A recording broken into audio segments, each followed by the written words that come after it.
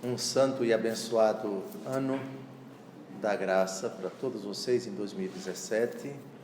Retomamos a nossa aventura no livro do Gênesis, o estudo da Palavra de Deus. É o nosso primeiro encontro esse ano de 2017.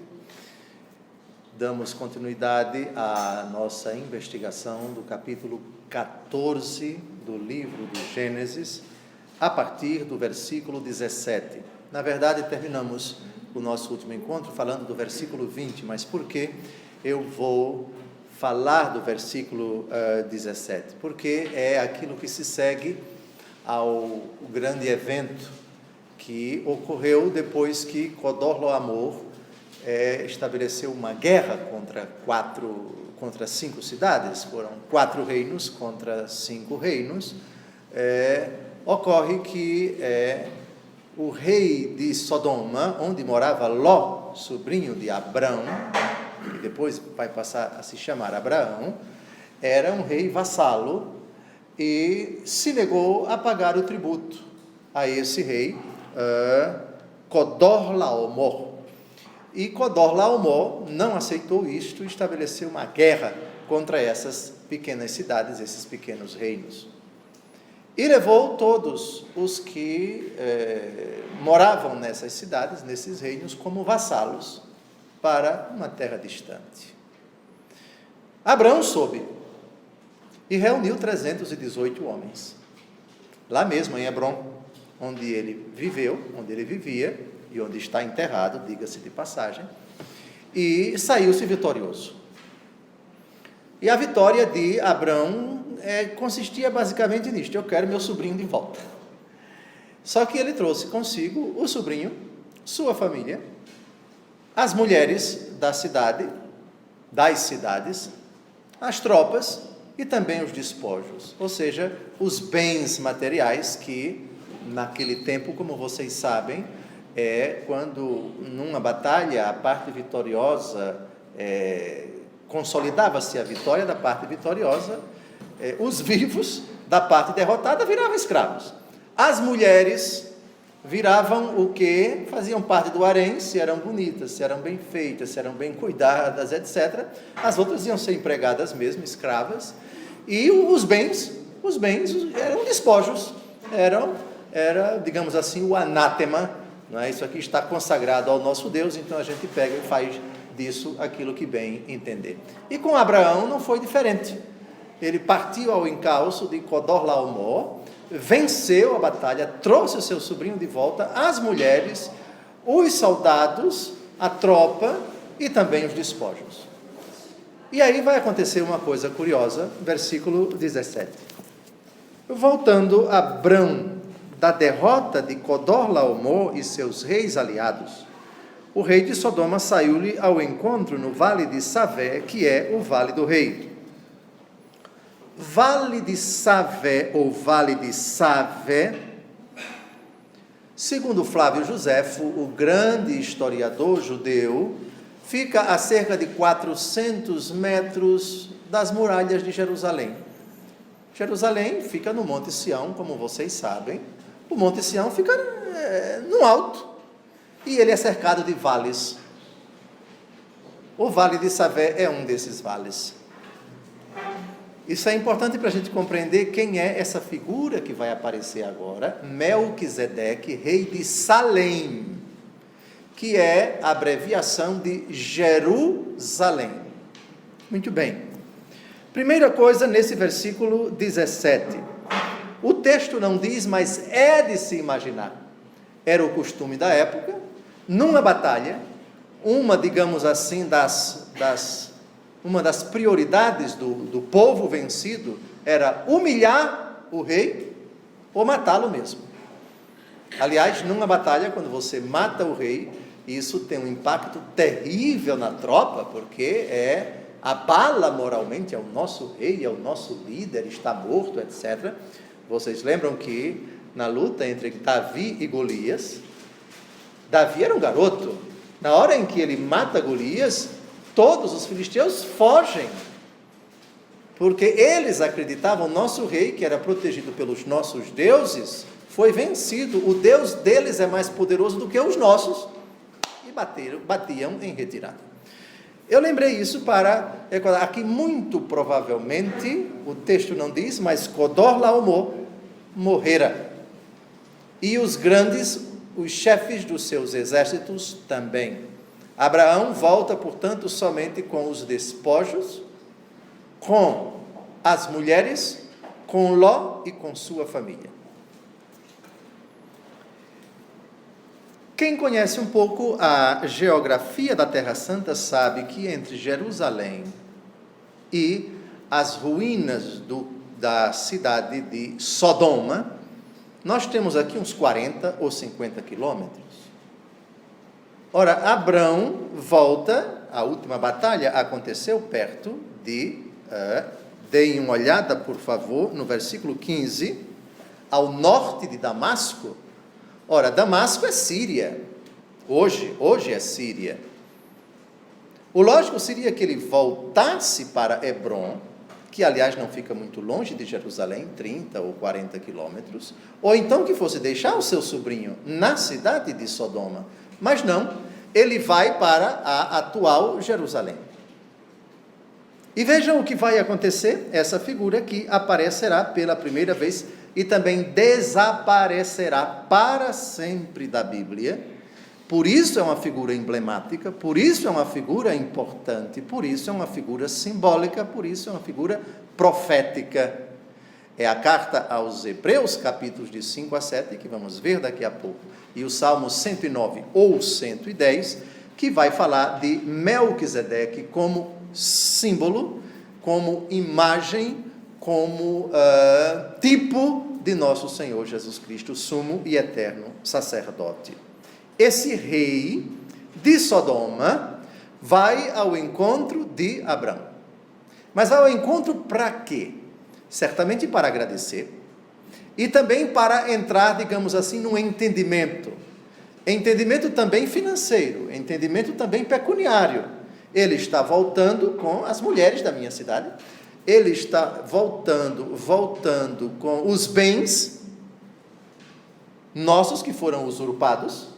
Então eu tenho que me entender com este homem que fez as nossas vezes. Foi ele quem estabeleceu a batalha e eu tenho que, aspas, é a expressão minha, eu tenho que acertar as contas com ele. Então, o rei de Sodoma sai ao encontro, mas, repito, entre Sodoma e Jerusalém, temos pelo menos uns 45 quilômetros. Melquisedeque, diz o versículo 18, rei de Salém, já sabemos que é a abreviação de Jerusalém, e sacerdote do Deus Altíssimo, mandou trazer pão e vinho. Deixemos o versículo 19 um pouquinho para lá, e agora centremos nossas atenções aqui. Nas primeiras manifestações da realeza na história da humanidade, portanto, bem antes do Antigo Testamento, nós temos as funções de rei e de sacerdote concentradas na mesma pessoa. Isso não é de estranhar, porque a monarquia concentrava, não as monarquias de hoje, mas as monarquias de antigamente, de muito antigamente, concentravam na figura de um só homem, ou de uma mulher, no caso, rainha, as três prerrogativas de executar, de legislar e de executar. Poder executivo, poder legislativo, poder judiciário. Que só vai ser, na história da humanidade, desmembrada essa tríade com a Revolução Francesa, Montesquieu, se não me engano. Mas, antigamente, essas três prerrogativas eram concentradas na figura de uma só pessoa, o monarca. Mas, bem mais antigamente, além dessas três prerrogativas, nós temos a prerrogativa de se dirigir a Deus, de realizar o culto. Portanto, o sacerdote era o rei. Portanto, não causa espécie, ninguém fique chocado ao vislumbrar essa figura, porque Davi não era sacerdote, Salomão não era sacerdote. Aqui estamos numa época bem posterior de Israel, onde já temos o sacerdócio confiado por vontade de Deus a uma tribo, no caso, os homens, os levitas, os homens da tribo de Levi, uma das 12 tribos de Israel.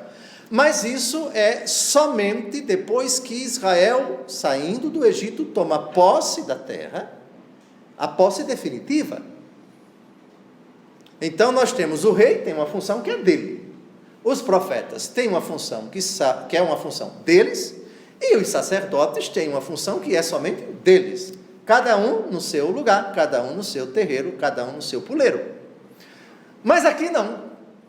Aqui, primeiro, é a primeira vez que um rei, na terra onde hoje nós chamamos de Israel, a terra onde jorra leite e mel, haveria de jorrar leite e mel, Abraão está ali, ainda não tem posse da terra, somente está morando ali como peregrino, vai morrer ali, vai ser enterrado ali, mas ainda não tomou posse da terra. Isso só vai acontecer uns 700 anos depois.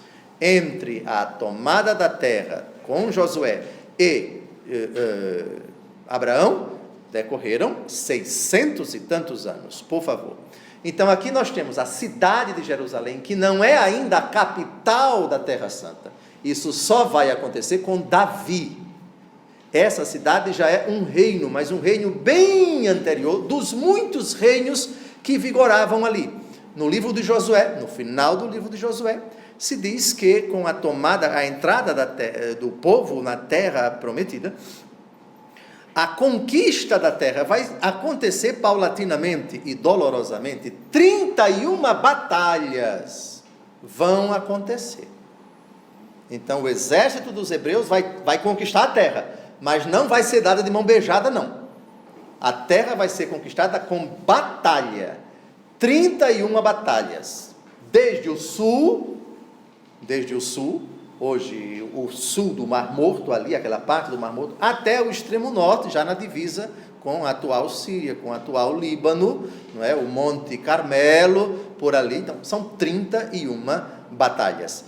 Jerusalém é um dos muitos reinos que existiam em Canaã, cujo rei era, ao mesmo tempo, o sacerdote. Pergunta: esse sacerdote chamado Melquisedeque, que é rei de Jerusalém, ou rei de Salém, acreditava no verdadeiro Deus? Se acreditava, quem revelou a fé do verdadeiro Deus a este rei? São perguntas cujas respostas não podemos dizer com precisão, porque o texto não fala.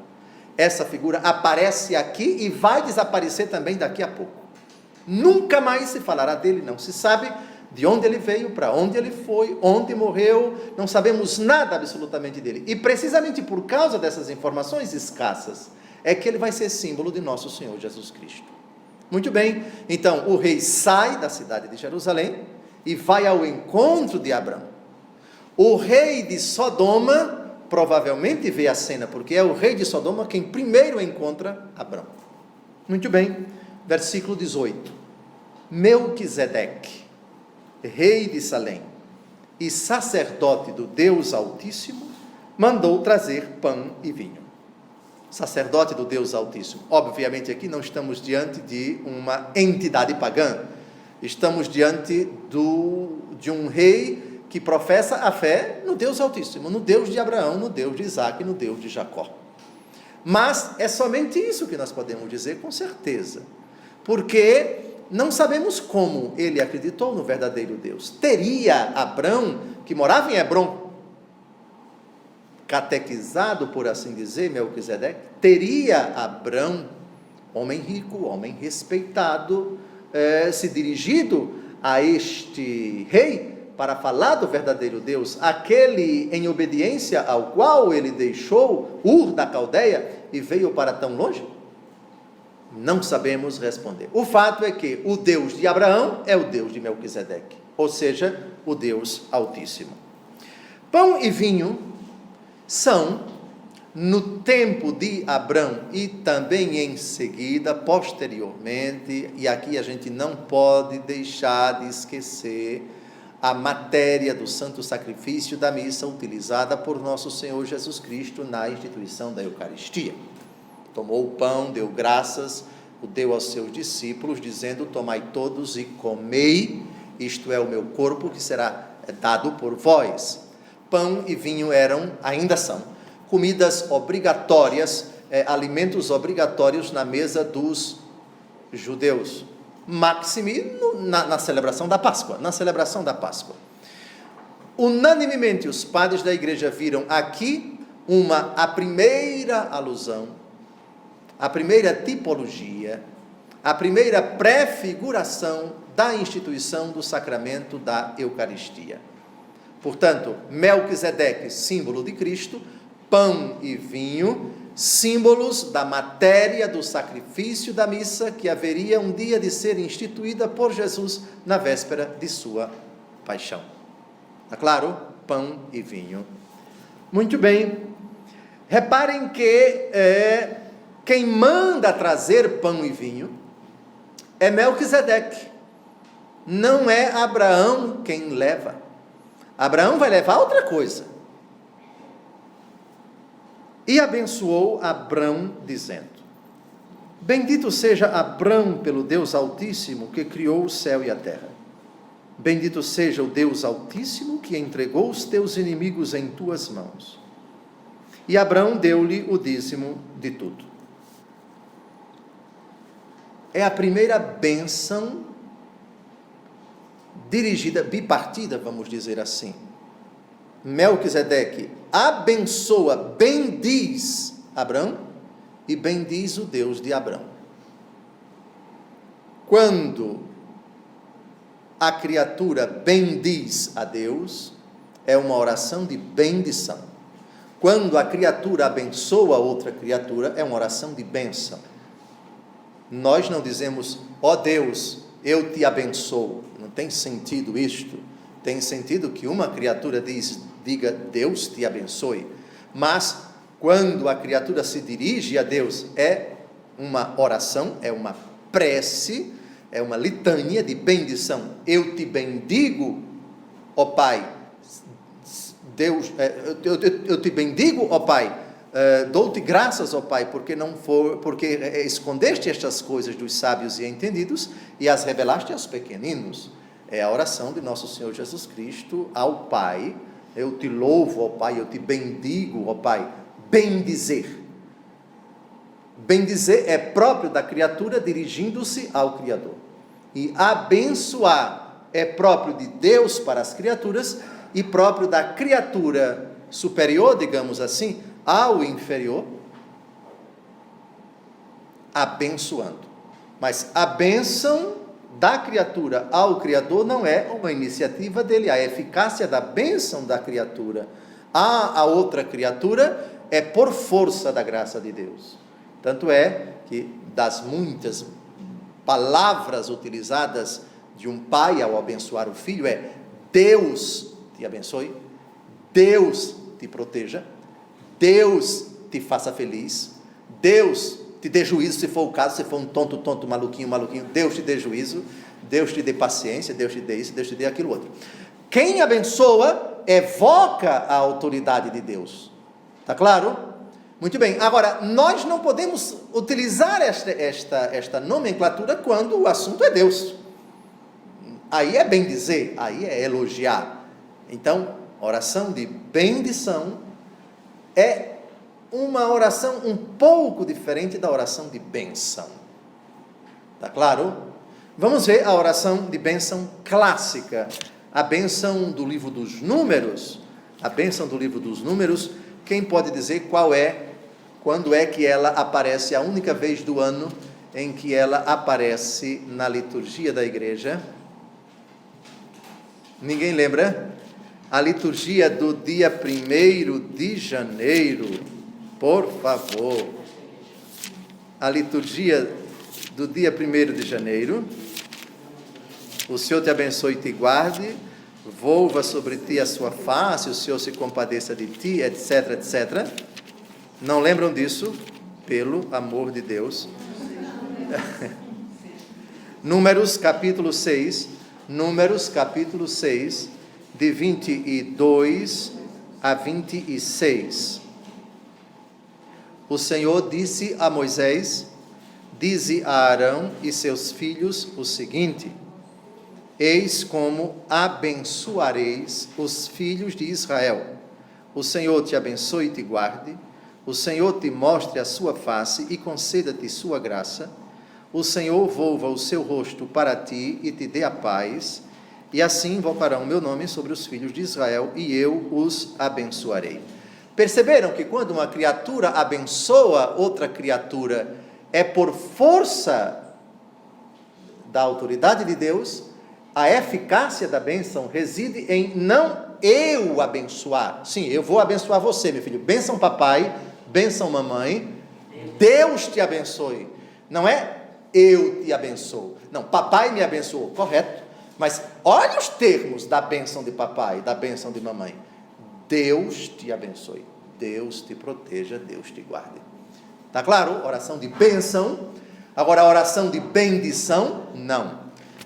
Eu citei esse texto do livro dos Números para nós compreendermos a bipartida bênção de Melquisedeque. Voltemos a Gênesis 16, versículo 19. E abençoou Abrão, dizendo: bendito seja Abrão pelo Deus Altíssimo que criou o céu e a terra.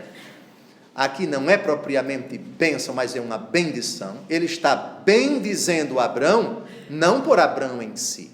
Repare que o texto é claro: pelo Deus Altíssimo que criou o céu e a terra. É por causa dele, é pela mediação dele, é por força dele, é por graça dele. Ou seja, a criatura é bendita, mas por um motivo que não reside nela.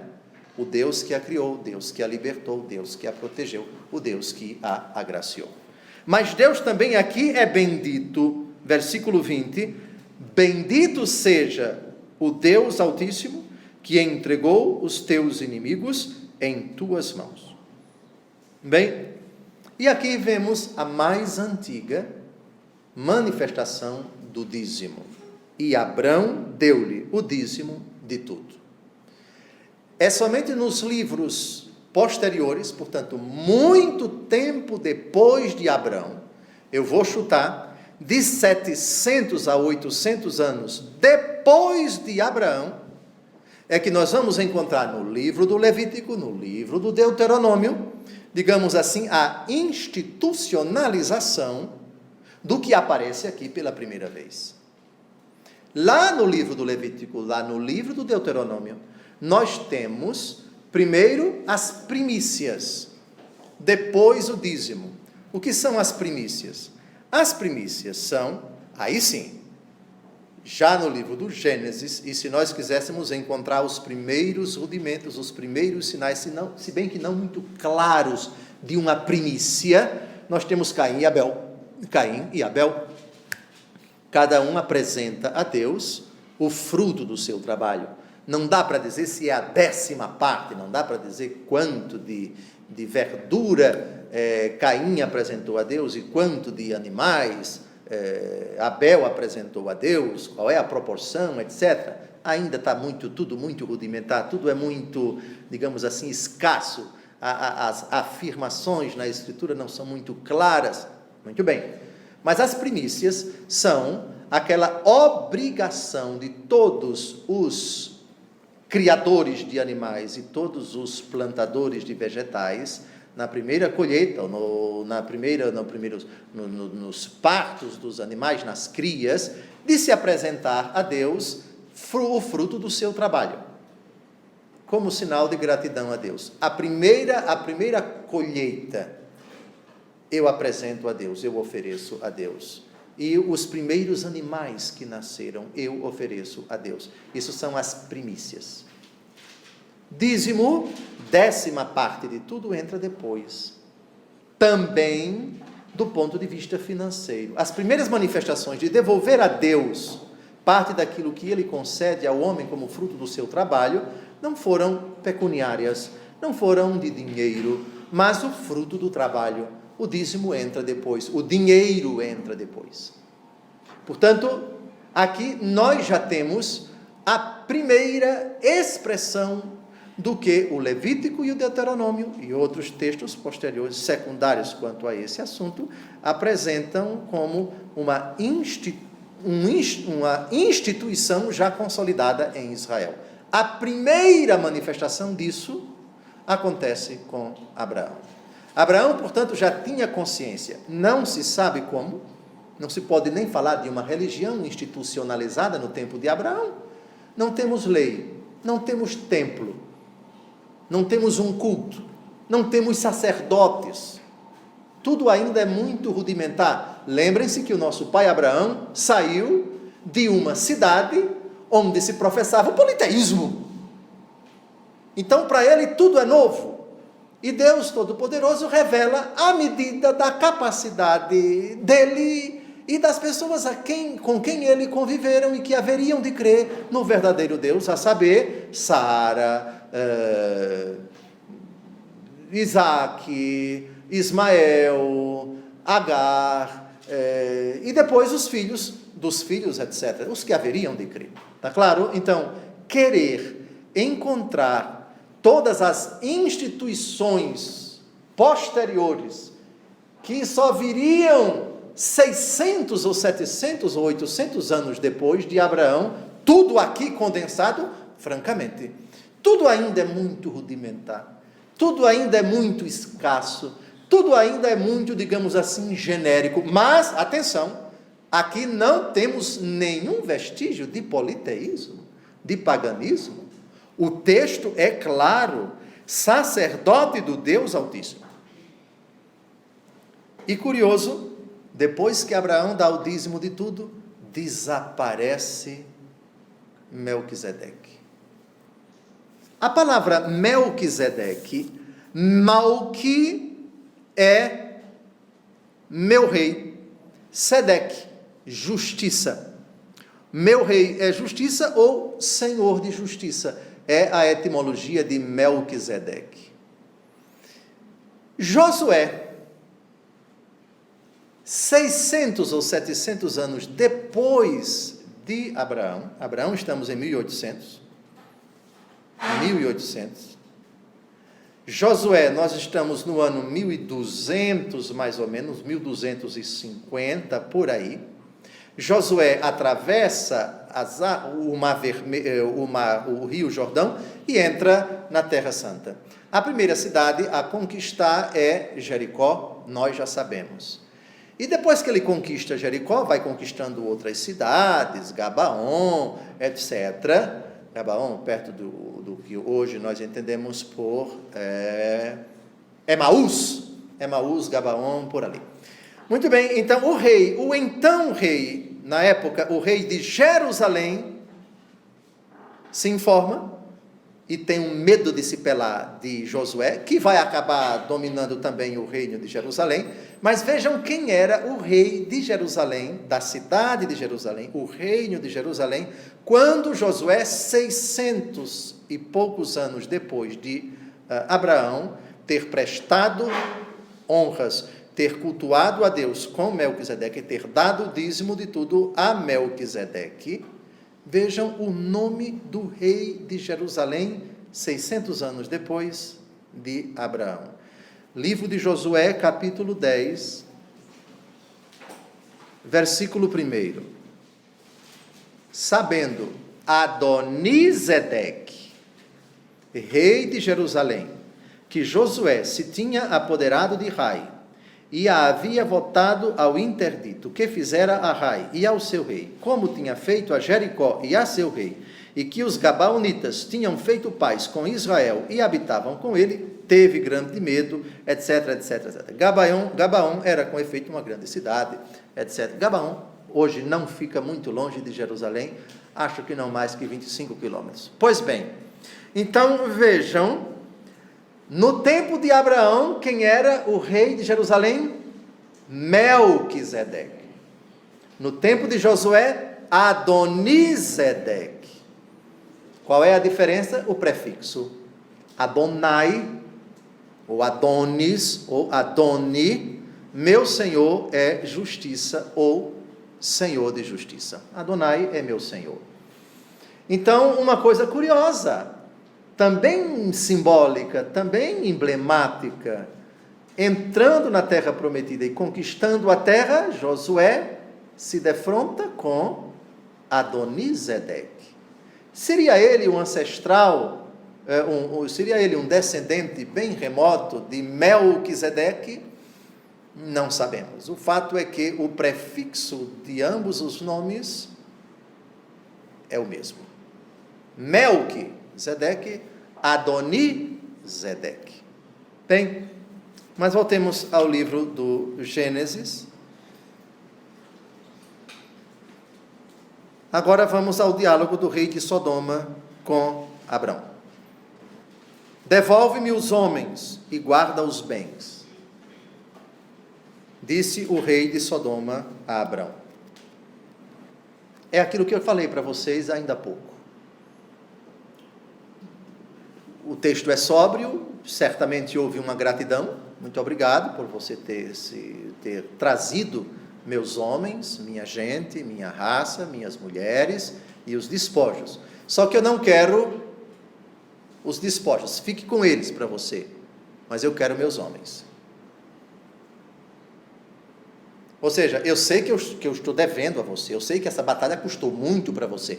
Quanto dos 318 homens que foram arregimentados por Abraão morreram em batalha? O texto não diz. Por falar em 318, vejam o versículo 14, vejam.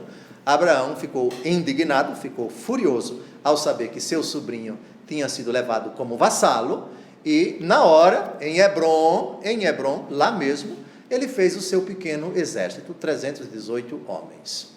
Então, esses homens, não sabemos quantos voltaram, né? Quantos morreram, quantos ficaram feridos, etc. E quantos dos escravos, quantos dos homens e mulheres que foram levados de Sodoma e das outras cidades próximas, voltaram. Aqui nós temos um acordo. O rei de Sodoma diz: fique com os bens, eu não quero, mas me devolva os homens. Só que Abraão, numa prova ilibada de justiça, numa demonstração inequívoca de que ele estabeleceu guerra, não foi por causa de dinheiro, não foi por causa de bens, não foi por causa de glória, não foi para aumentar o seu exército, foi por causa do seu sobrinho. A guerra foi por causa do sobrinho. Abraão tinha o quê? Aquele sentido de família. Mexeu com meu sobrinho? Não, aí... E aqui vocês vão entender a lisura de Abraão. Eu não quero nada seu, não preciso de nada de você. Mas ele vai dizer isso de outra forma, versículo 22, levanto a minha mão para o Senhor Deus Altíssimo, que criou o céu e a terra. Respondeu Abrão: de tudo o que é teu, não tomarei sequer um fio, nenhum cordão de sandália, para que não digas: enriqueci Abrão, nada para mim, exceto somente o que comeram os meus servos e a parte dos homens que vieram comigo, Ané, Escol e Mambré. Estes hão de receber a sua parte. Pois bem, eu não quero nada seu, mas os meus homens tiveram despesas, enfim, a logística da guerra foi uma coisa considerável, é preciso ressarci-los, eu não quero nada para mim, não é? Então, Abraão aqui já demonstra ser uma pessoa extremamente reta, modelo para nós. Quem sabe qual é o livro, e especificamente o capítulo desse livro do Novo Testamento, onde Abraão é sumamente elogiado? A carta aos Hebreus, capítulo 11. Para nós, ele é nosso pai na fé, mas ele é também uma pessoa muito virtuosa. Muito bem, terminado o capítulo 24, agora nós vamos olhar a figura de Melquisedeque. Por que ele é tão importante para o cristianismo? Porque os cristãos viram em Melquisedeque algo tão grandioso, tão profético, a imagem de algo que haveria de vir, ou mais precisamente de alguém que haveria de vir. Primeiro vamos fazer uma escala técnica no Salmo 109 ou 110, dependendo da Bíblia. No caso da nossa Bíblia, o Salmo 109, um salmo sobre o Messias, o salmo sobre o Messias. Esse salmo vai ser citado pela carta aos Hebreus em 3 capítulos, 5, 6 e 7. E deles nós vamos ver alguns versículos. Mas primeiro, o Salmo 109. Salmo de Davi. Eis o oráculo do Senhor que se dirige ao meu Senhor. Assenta-te à minha direita, até que eu faça de teus inimigos o escabelo de teus pés. O Senhor estenderá desde Sião teu cetro poderoso, dominarás, disse ele, até no meio de teus inimigos. No dia de teu nascimento, já possuis a realeza no esplendor da santidade. Semelhante ao orvalho, eu te gerei antes da aurora. O Senhor jurou e não se arrependerá. Tu és sacerdote para sempre, segundo a ordem de Melquisedeque.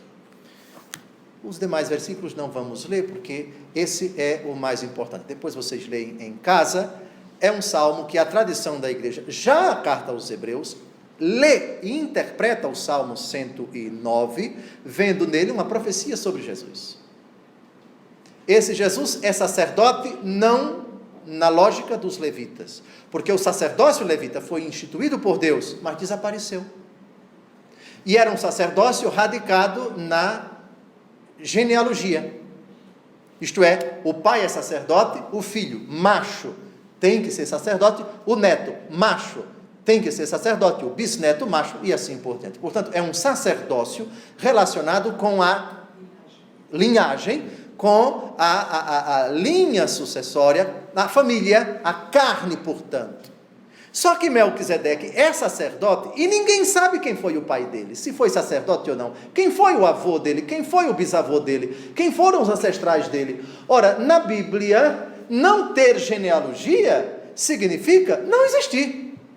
Ora, qual é a pessoa, se hoje você pode falar, mas fulano, quem é seu pai, quem é seu avô, quem é seu bisavô, quem é seu triavô, quem é seu tataravô, e quem é seu filho, seu neto, seu bisneto, etc. Ter uma família significa existir, porque a existência para os seres humanos acontece no âmbito de uma família, e família supõe ascendentes e descendentes, e família supõe ancestrais e a linhagem posterior.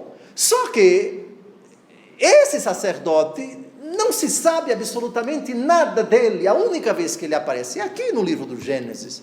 Então, segundo a ordem de Melquisedeque, não é ordem no sentido de sacramento da ordem, é a linhagem. Ordem aqui é cadência. Quando você fala pai, filho, neto, bisneto, você tem uma ordem genealógica, seja descendente, posterior, seja antecedente, no caso, os ancestrais, não é? Então, isso é ordem ascendente, ordem descendente. Ora, Deus não tem ordem, porque em Deus não existe o antes e o depois. Portanto, Melquisedeque é imagem de Jesus, que é Deus eterno. No princípio era o verbo estava com Deus e o verbo era Deus. Está claro? Porque sacerdote para sempre, ou seja, o seu sacerdócio, Jesus, não vai desaparecer quando desaparecer a linhagem, porque tua linhagem é eterna. Por que o sacerdócio levítico desapareceu? Porque ele era radicado numa linhagem. Desapareceu a tribo de Levi, e aliás, Jesus nem nasceu da tribo de Levi, que era uma das 12, Jesus nasceu da tribo de Judá. Portanto, a linhagem de Jesus não está radicada no sacerdócio levítico. Simeão, sim. Novo Testamento, pai de Zacarias, sim. Simeão, sim. Zacarias, sim. Zacarias, pai de João Batista, da linhagem de Levi. E esse sacerdócio desapareceu. Os judeus de hoje não realizam mais o sacrifício como determinado no Levítico, no Deuteronômio, porque também não tem mais templo, não tem mais vítima, etc. Eles celebram a ceia pascal, eles celebram a Páscoa de forma ritual, etc. E o sacrifício se pode falar hoje dentro do judaísmo, mas no sentido espiritual, não é material, de imolar animais, etc. Portanto, desapareceu. Então, a frase, tu és sacerdote para sempre, segundo a ordem de Melquisedeque, eu espero que tenha ficado bem clara. Ainda não lemos os textos mais famosos sobre esse assunto na carta aos Hebreus. Vamos lê-los agora. Ficou claro a frase do versículo 4 do Salmo 109, o Senhor jurou e não se arrependerá. Outra coisa muito importante aqui, vejam quem foi que escreveu o Salmo 109, quem foi que escreveu? Davi. Reparem o que aqui Davi diz de alguém que fala para alguém, eis o oráculo do Senhor que se dirige a meu Senhor, Deus Pai que se dirige a Deus Filho. Lógico que essa afirmação última que eu acabei de dizer vai ser fruto da interpretação tanto de Jesus como da carta aos Hebreus. Vamos logo então à carta aos Hebreus, capítulos 5, 6 e 7. Ficou claro o salmo profético a respeito de Jesus? Porque tu és sacerdote para sempre, segundo a ordem de Melquisedeque. Bem, vamos então agora à carta aos Hebreus. Primeiro, capítulo 5, versículos de 1 a 6. Em verdade, todo pontífice é escolhido entre os homens e constituído a favor dos homens como mediador nas coisas que dizem respeito a Deus, para oferecer dons e sacrifícios pelos pecados. Sabe compadecer-se dos que estão na ignorância e no erro, porque também ele está cercado de fraqueza. Por isso, ele deve oferecer sacrifícios tanto pelos próprios pecados, quanto pelos pecados do povo. Ninguém se apropria desta honra, senão somente aquele que é chamado por Deus como Arão. Agora vem o que interessa. Assim também Cristo não se atribuiu a si mesmo a glória de ser pontífice. Esta lhe foi dada por aquele que lhe disse, tu és meu filho, eu hoje te gerei, como também diz em outra passagem, olha a passagem que a gente acabou de ver, tu és sacerdote eternamente, segundo a ordem de Melquisedeque. Muito bem, pulemos agora para o capítulo 6, versículos de 13 a 20. Quando Deus fez a promessa a Abraão, como não houvesse ninguém maior por quem jurar, jurou por si mesmo, dizendo, em verdade, eu te abençoarei e multiplicarei a tua posteridade. E Abraão, esperando com paciência, alcançou a realização da promessa. Os homens, com efeito, juram por quem é maior do que eles, e o juramento serve de garantia e põe fim a toda controvérsia. Por isso, querendo Deus mostrar mais seguramente aos herdeiros da promessa a imutabilidade da sua resolução, interpôs o juramento. Por este ato duplamente irrevogável, pelo qual o próprio Deus se proibia de desdizer-se, encontramos motivo de profunda consolação, nós que pusemos nossa perspectiva em alcançar a esperança proposta. Esperança esta que seguramos qual âncora de nossa alma, firme e sólida, e que penetra até além do véu, no santuário, onde Jesus entrou por nós como precursor, pontífice eterno, segundo a ordem de Melquisedeque. Mas é o capítulo 7, sem dúvida alguma, o mais importante, porque ele vai explicar, digamos assim, mastigando, por que Melquisedeque, que apareceu, ninguém sabe de onde, e desapareceu, ninguém sabe como, é só aquilo que nós vimos ainda há pouco, que sabemos de Melquisedeque, porque ele é imagem de Cristo, porque ele é figura do sumo eterno sacerdote nosso Senhor Jesus Cristo. Este Melquisedeque, rei de Salém, sacerdote de Deus Altíssimo, que saiu ao encontro de Abraão quando este regressava da derrota dos reis e o abençoou, ao qual Abraão ofereceu dízimo de todos os seus despojos, é, conforme seu nome indica, primeiramente rei de justiça e depois rei de Salém, isto é, rei de paz, sem pai, sem mãe, sem genealogia. A sua vida não tem começo nem fim, comparável sob todos os pontos ao Filho de Deus, permanece sacerdote para sempre. Pulemos para o versículo 9.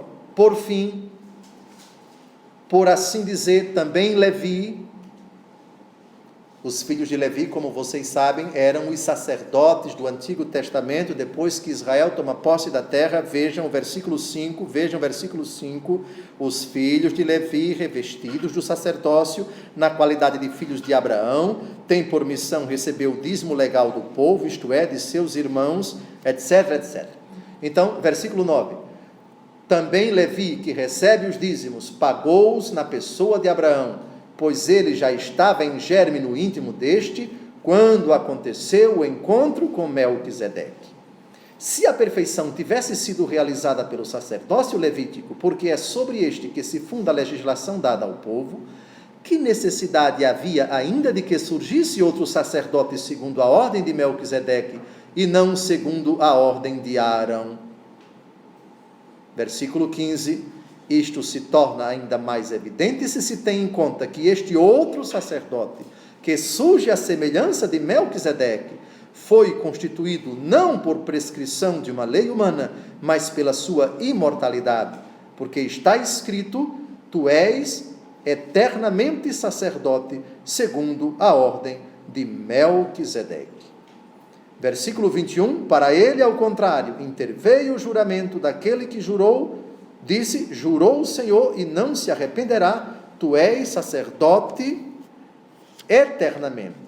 E esta aliança da qual Jesus é o penhor, é-lhe muito superior. Muito bem, então, eu penso que o capítulo 14 está modestamente bem explicado. É hora de encerrar o nosso encontro, já estamos a 50 minutos. Proponho a vocês todos, no próximo sábado, retomarmos o livro do Gênesis, lá no capítulo 15. O Senhor Deus vai se dirigir a Abraão, vai abençoá-lo, vai prometer de novo a descendência, a terra, e pela primeira vez, Abraão vai reclamar. Eu já estou velho, o Senhor já me prometeu e até agora nada, muitos anos se passaram, desde que o Senhor disse a Abraão lá na Caldeia: deixa a tua terra, a tua casa, a tua parente, ali vai para onde eu te indicar, eu te farei pai de uma grande nação. Muitos anos se passaram e nada da descendência de Abraão. Pois bem, então Abraão vai fazer a reclamação e o Senhor Deus vai consolá-lo. Abraão vai realizar um sacrifício, uma imolação, e vai, de novo, Deus reiterar o pacto que ele fez com Abraão, ou seja, a minha palavra vai ser cumprida. No próximo sábado, se Deus quiser, continuaremos esse assunto fascinante.